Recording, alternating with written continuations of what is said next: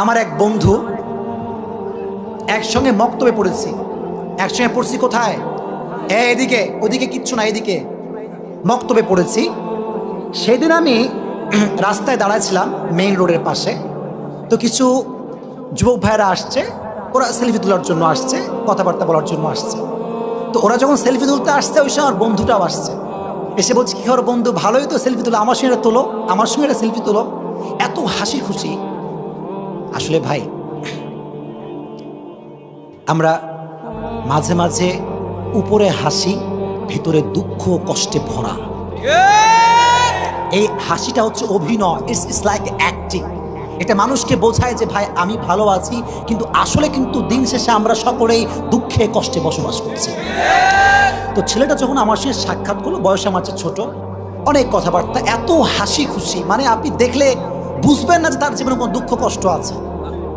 গত পরশু দিন বাদ মাগরিব বাসায় বসে আছি, হঠাৎ করে কল আসলো যে হুজুর, আপনার যেই ছাত্র ভাই মক্তবে পড়তো আপনার সঙ্গে, সেই ছাত্র ভাইটা একটু আগে, জাস্ট একটু আগে ফ্যানের সঙ্গে রশি ঝোলায় গলায় ফাঁস দিয়ে আত্মহত্যা করেছে। I was shocked, how come it possible? সে আমার সঙ্গে কয়েকদিন আগে কথা বললো, কত সুন্দর হাসি, কত সুন্দর খুশি।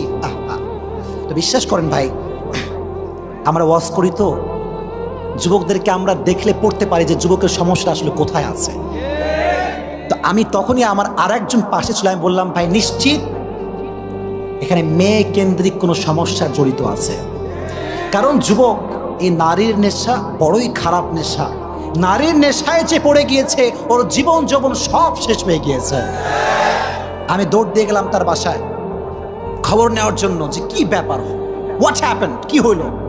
ওর মা বসে আছে, বলতেছে বাবা আমার ছেলে, রাগ করতেছেন আপনারা, এসব বলার দরকার আছে না নাই? আমার ছেলে 7 মাস আগে একজন মেয়েকে বিবাহ করেছে, আমাদেরকে কাউকে জানায় নাই।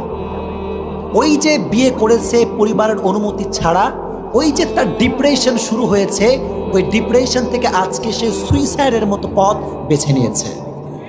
একজন যুবক, হাজার হাজার যুবক এখানে, মুরব্বী আমার ডানে বামে, তোমাদের সকলের কাছে কোরআন আমার হাতে নিয়ে একটা অনুরোধ করছি, জীবনে যাই করো আর তাই করো, আব্বা আম্মার অনুমতি ছাড়া পালিয়ে বিয়ে করো না।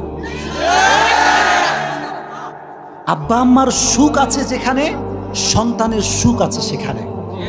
শোনো, হাদিস শোনাই, রিদাউর রব্বি ফি রিদাইল ওয়ালিদাইন ওয়া সাখতুর রব্বি ফি সাখতিল ওয়ালিদাইন।